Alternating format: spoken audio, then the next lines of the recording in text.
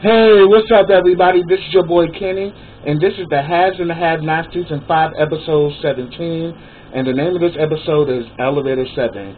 Y'all, this was a really damn good episode, y'all, and I can't wait to get started. So, it picks up where it left off, where Erica and David are sitting at the Artesian having coffee, and they're joined by Veronica. And if y'all really was paying attention to the last episode, Veronica moved like a snake the entire episode. She first went to threaten Melissa, then went to the police station to talk to Denny, and then slid her way to the Artesian to break up Erica and David. And immediately and David is like, you know what, we need to speak outside. And Veronica's like, no, I think I'm right where I'm supposed to be. And then she's like, oh, if you touch me, and David's like, look, I'm not going to touch you. And she's like, I know, you want to touch her. And then she goes like, so tell me, little girl, where are you from? And Erica's like, my mother and my father. She pretty much told her that, look, you need to go find your mother's kid and get under it because maybe you may be safe there. Like, didn't I tell you, bitch, that a hurricane was coming? And then the next thing you know, she's like, David's like, come on, Erica, let's go. He gets up and leaves with Erica. Veronica's like, oh, really? Okay. She follows them. They get on the elevator. David's like, don't get on this elevator, Veronica. She's like, watch me. Her ass gets on the elevator, then puts on the emergency brake on the elevator and shit, and begins, to taunt them. And David's telling her to move, and she's like, I'm not going anywhere. And he's like, what the fuck do you want, Veronica? What? And she said, I want to make your life a living hell. And he's like, please, you've already done that. She's like, oh no, I'm just beginning. She's like, look, what do you want to do, just to humiliate me? What? What is it? Shoot, you had your little thing with Benjamin Young. And she's like, I still got my thing going on with Benny. Then she's like, well, won't you go? And he's like, well, damn, why don't you go do that and let me be? We're not even together no more. Why are you doing this? And she's like, I'm not ready to let you go. And he's like, look, what is it going to take for you to stop this? Like, what? What do you want? What's going to take you to stop this? And Veronica was like, blood. And she's like, you think I'm just going to, sit back and just let you, kick me to the side for this hoe? And she's like, hoe? She's like, really? And she's like, yeah, hoe. And so they start going back and forth. And she's like, you know what? And she's like, you know what, David? And then David's like, kind of mad, like, look, you do not have to disrespect her like that. And then Erica steps in and is like, oh, it's okay, baby, don't worry about it. She's like, baby? And Erica's like, yeah, baby. And she's like, oh, you really gave me a reason to beat your ass. And Erica was like, well, what bigger reason is the fact that I'm now with your man? I mean, what other reason is there? And then she starts to make out with David, and she's like, and then Veronica's just getting mad as shit. She's like, get your hands off him. Get your hands off him. Next thing you know, they start fighting back and forth. David caught in the middle of them, and they are tussling. They are really going back and forth. She's like, get out of my way, David. Let me kick her ass. Let me kick her ass. And then Erica's like, I want to see you do it. Bring it. Bring it. I was like, oh. And Erica was not letting up at all. And then all of a sudden she starts saying that. Then all of a sudden we actually see that that the repairman starts saying, is everybody okay in there? Because finally David is able to get past her, and he turns the brake off. And then the repairman says, is everything okay? And Veronica starts acting like they're attacking her. Oh, please help me. They're attacking me, please. No. Then all of a sudden the elevator door opens. Veronica falls out and literally puts on this performance that she is being attacked by them. They both look at her and they pretty much just walk out with each other. I'm like, David gives no fucks anymore. It's like he's so done with her. But Veronica is like the plague. She is not going to go away. And all of a sudden she's doing all this, help me, help me, help me. And then all of a sudden this security guy finally comes up, and then she gets up and it's like, he's like, she's like, do you need any help? And she's like, you're a little late, aren't you? And walked off. I was like, Veronica, you crazy bitch. I was like, oh my God, Veronica is sick. Like, this girl would go through any lengths to get what she wants. She is that vindictive. And it's crazy. Then we get a scene with Landon and Charles. Landon is pretty much coaching Charles on his speech, and he is like really correcting Charles. Like every little thing Charles says, he is like checking him on, and Charles is kind of feeling like, yo, why you keep coming for me like this? He's like, did you even watch any of my speeches, you know, when I was senator? He's like, yeah, your speeches were great as a senator, but this is presidential. You know, this is the difference between getting electoral votes and getting the popular vote. So immediately, you know, that just rubbed Charles the wrong way. He's like, nah, something else is going on with you. Like, what's up? What's up? Why don't you rap to me? Let me know what's going on. He's like, look, I will talk to you, but I need to talk to you in private. So he excuses all the Secret Service men, and pretty much they start talking. And pretty much he says that, you know, look, you hired me. And then Charles is like, no, Donovan hired you. Yes, like, yes, and I came highly recommended. Like, still throwing out his little ego, like he's kind of serving that Maggie Day tease because, you know, now that Maggie Day's dead, he is like the new Maggie Day now. So then he starts talking about Candace. He's like, oh, you know Candace? He's like, yeah, I know her. You know, she was actually involved with the last candidate I worked for. She was trying to blackmail him. You know, and he's saying that, look, you need to stay away from her. She's bad news. Then he asks, did you sleep with her? He's like, yeah. He's like, look, you need to clear away from her because she will damage your campaign and she's poison and you need to just stay away from her and never see her again. And he's like, but what if I like her? He's like, then if you like her, then she's not going to do nothing but damage everything you're trying to build.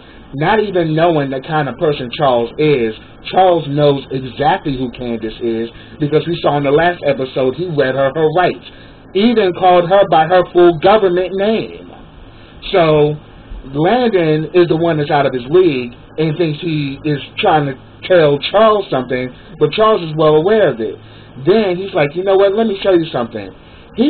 So Landon on his tablet pulls up, you know, Candy's profile on the escorting site. And he says, you know what? Make that disappear. And he's like, what? He's like, excuse me? He's like, yeah, make that disappear. Clean her up. You know, pretty much, you know, teach her how to be, you know, teach her what it's going to be like being next to the president. And he's like, you can't be serious. He's like, yes. I'm the one in charge here. Yeah, you told me about her, but what I'm telling you to do is to clean up her image. Get rid of all of this. Get rid of, you know, this stuff about her being an escort, about her being wanted for murder, because he also told him that she's also being wanted for murder for Quincy Maxwell. But he's like, look, clean up her image, you know, pretty much, you know, do some, you know, get her right, you know, so she can be a part of the team. And he is so dead against it. And he's like, look, this is what I want to do, and that's it. You know, do what I ask. You know, clean her up and make her a part of the team. You know, I think I got some use for her. So next thing you know, Landon was like, yeah, okay. But we see that Landon ain't really for it because as soon as he leaves the room, he calls the cops and says that, you know, the murder suspect, Candace Young, she's actually here at the Artesian Hotel, room 431. And I'm like, Landon, you done royally fucked yourself up because we now know the kind of man that Charles is. He was about to send Candace to Guantanamo Bay for life. What makes you think what he gonna do to you once you find out that you know, instead of doing what he asked, you chose to give her up to the police? And you think that with all those Secret Service men, that shit ain't gonna get back to him? Okay, Landon, you really are, you know, you really are feeling yourself right now. You're kind of doing the same thing Maggie was doing, and Maggie got herself killed. You kind of going in the same pathway. So, Landon, I'm telling you, get out your ass and realize that you're dealing with, you know, you're dealing with powers that you don't know what they're capable of. Next, we actually see Wyatt and Anna. And it's so obvious that Anna is feeling Wyatt, and Wyatt has a thing for her because they pretty much talk. She opens up about her, you know, being a recovering drug addict. You know, she grew up with a family of drug addicts. Her mother started her on, like, anti-anxiety pills, and it went to crystal meth, and she was an addict for over 10 years. So this is helping Wyatt because, you know, she's a person who's an addict and decided to get her life together, and she's trying to help him do the same thing. And she even kind of like went into these deep questions, was like, you know, are you trying to hurt your parents? And he's like, well, sometimes I think I am. Because he said, but he asked her, well, how did you get past it? She said, well, because I realized that I was hurting myself as well as hurting my parents, but I had to learn to forgive them, and by forgiving them, I was able to help myself. And she said that, look, you need to work to that place where you have to forgive your parents for not being the parents that you need them to be. And he even said that, you know, my parents were not good parents. You know, they never made me a priority. Well, little do you know who you actually are. They just don't show love and affection the way that they should have, but they do love their kids, you know. And we definitely see that there is like a connection there. And she pretty much says that, look, you're going to be good, man. Like, your life is going to get a lot better. There's a lot of great things ahead of you. And I know because, you know, I'm a fortune teller. So you can definitely tell that the two of them are getting close. So I definitely got my eyes off of the two of them. Then we get a conversation with Jim and Mama Rose. Mama Rose is pissed because Jim has not found war and no one knows what war is. So, you know, he's pretty much, you know, Jim's still pretty much, you know, asking for her help and shit, like, you know, can we please get this down? She's like, you got a nerve to be asking me favors right now? She's like, all the damn favors I've done for you, and, you know, you done ran out of favors. You know, I need to send you a message to let you know that I'm not to be fucked with. I am really pissed. You know, but then Jim was like, but look, we've done so much together. We've been there for each other. She's like, this is different. You know, old boy shot out her grandson. She wants war's head on a platter. You have not yet delivered that. So now Mama Rose is got to let you know who's really running the show. So she's like, you have no idea how pissed I am. You are out of time, and I'm about to drop something on you. He's like, would you let me know what you're going to do? And she's like, no. And I was like, Mama Rose was not playing. Like, she was saying right then and there that she was going to do something completely unbeknownst to Jim that was going to let him know that, yeah, she's the one that's holding the power, and he's saying that, look, I'm going to hurry up and get to him, but she's like, your time is up. I'm about to wake you up and let you know what time it is. So then he tries to call Oscar to say, like, look, Oscar, I need you to hurry up and find war. But he wasn't able to get to Oscar at the time. Then we see Hannah is at the police station. She ends up talking to Justin. She asks about Benny. And he says that, look, he's being questioned on the Quincy Maxwell murder. And from the looks of it, he's going to be charged with murder. And then she said that also the Secret Service is questioning him too. She's like, the Secret Service? What the heck is going on? And he's like, look, I don't know, but all I'm going to tell you is that you might need to call yourself a lawyer. So then Hannah finally calls Catherine. She lets him know about what's going on, and then she says that, yeah, Benny's going to need a lawyer. And Catherine's like, look, I'll call Marty, but right now he's in court.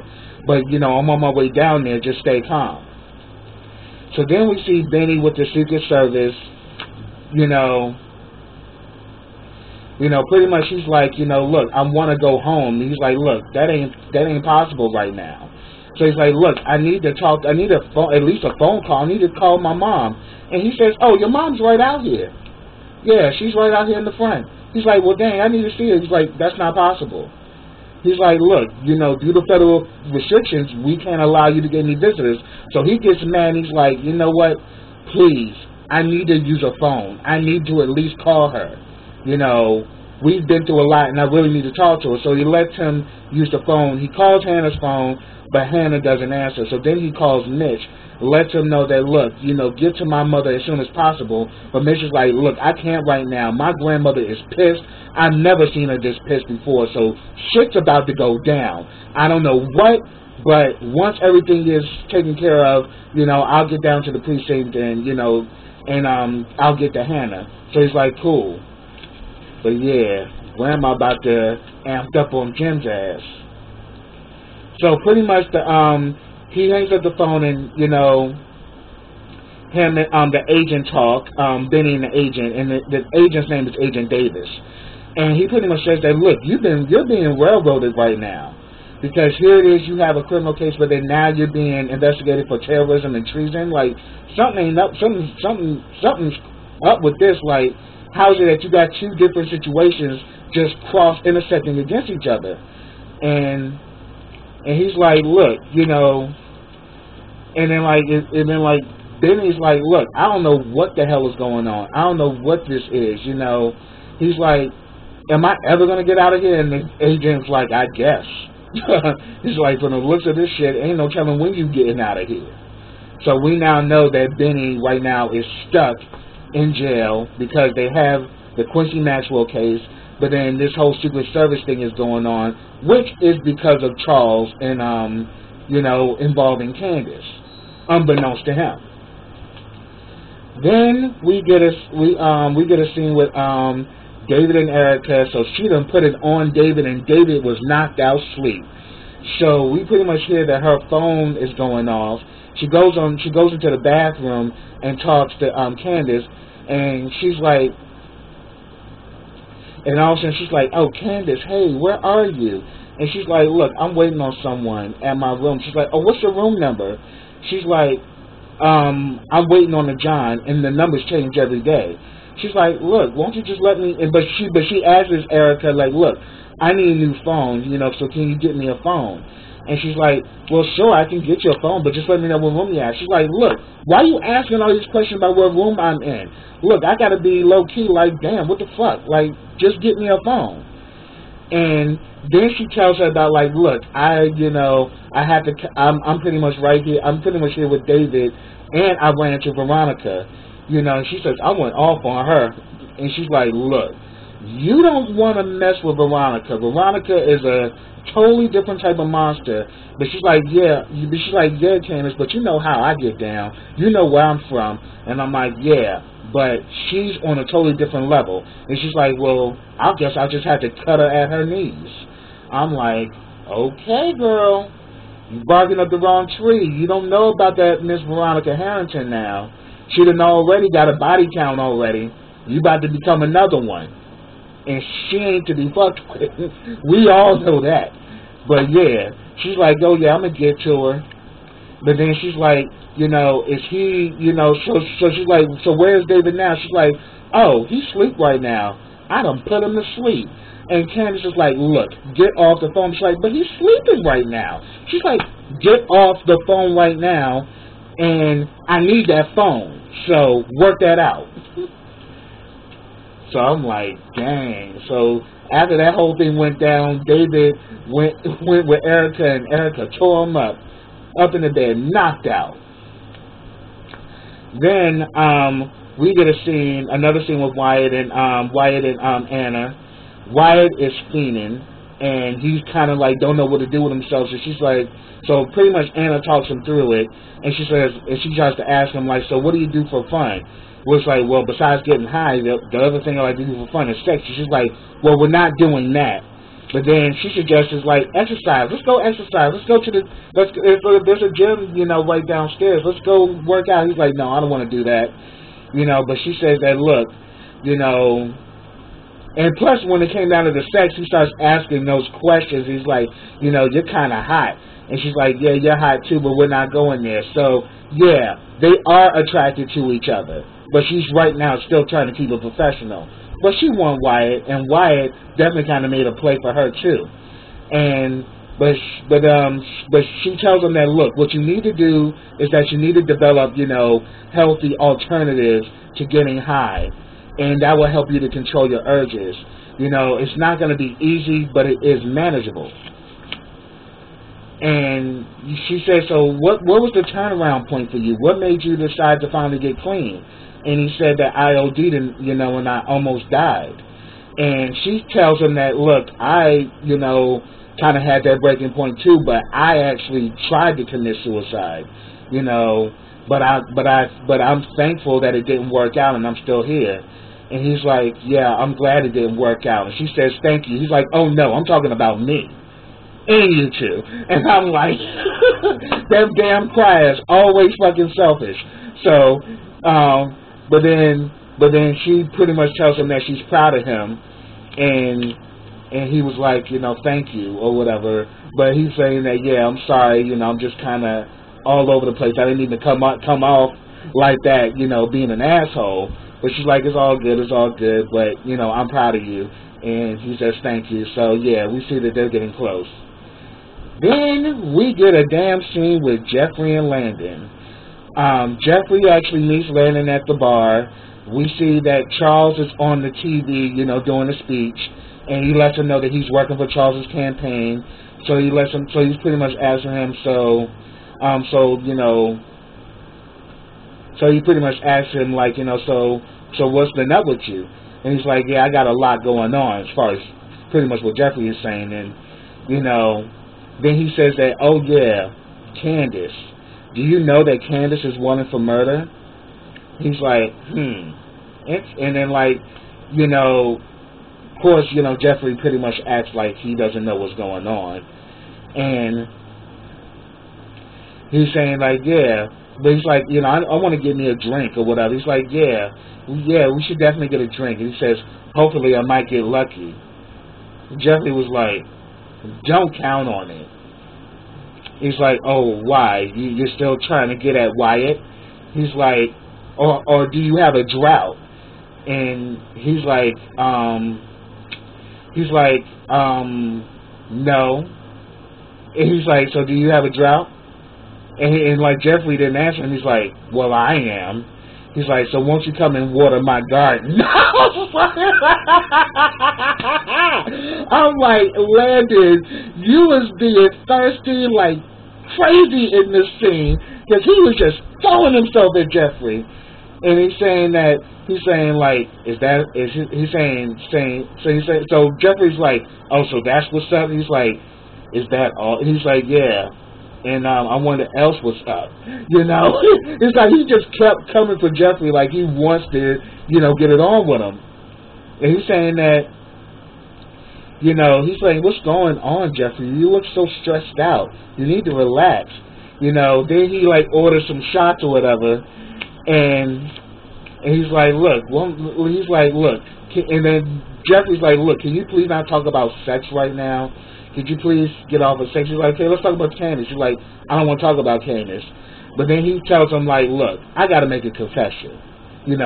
Landon tells him that, look, you were the best I've ever had, And he says that, look, and then Jeffrey's like, look, you've been drinking. He's like, I ain't been drinking long enough. Like, you are amazing, Like, I think about you all the time, that sexy body and that ass. I was like, oh my God. Landon was so throwing himself on to Jeffrey to the point it was crazy. Then Jeffrey was like, I can't deal with this. And, he's like, Landon's like, look, I'm coming to your room. So, you might as well, and he's like, look, I gotta get out of here. He's like, look, put these things on my tab. Yeah, I'm about to go get this. So they in the elevator. Landon is trying to get down on them. And also when they was on the elevator earlier, when Veronica, Erica were fighting, Veronica pretty much knocked the camera. So now that the camera no longer worked, you know, as far as seeing what was going on inside the elevator. So Landon, they pretty much get on the same exact elevator that Veronica and Erica was in. Pretty much Landon's like, come on, we can get down. You're like, look, the camera ain't even working. Come on, let me do this. Like, let me get down and let me taste you. And like, you just doing all this extraness. And Jeffrey's like, look, just back off, leave me alone. Then he follows Jeffrey all the way to his room. And when he opens the room, guess what the fuck is going down? Justin is butt-ball naked under the covers. And Justin is mad that he up there with that Jeffrey came back with Landon to his room. And all of a sudden, Justin under the covers. I'm like, see, you're going to have to kill this fool because Justin has no respect for boundaries. And Justin is all about getting what he wants. So he is addicted to the BBC, and he want to get the BBC no matter what. And he's stalking to get the BBC, which is crazy.